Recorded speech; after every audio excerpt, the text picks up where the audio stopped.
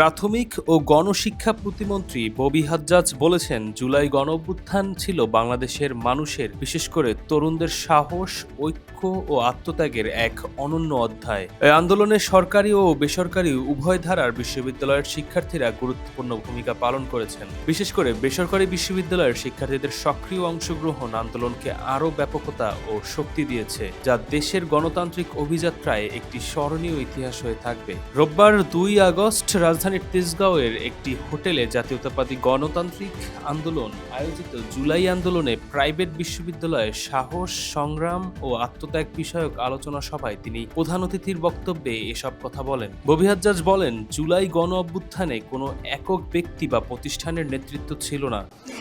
কন্ট্রিবিউশনের কথা বলছিলাম, এগেন আমি পরিষ্কার করে বলেছি যে গণ অভ্যুত্থানে কোনো নেতৃত্ব ছিল না, কিন্তু অনেক বড় বড় অবদান অনেক জায়গা থেকে ছিল। কিছু জায়গায় আমরা অনেক অবদান রেখেছি, এখানে যারা তরুণরা আছেন সবাই রাজপথে নেমেছিলেন, কিন্তু আবার সবাইকে একত্রিত করার জন্য কিন্তু অনেক অবদান রেখেছেন।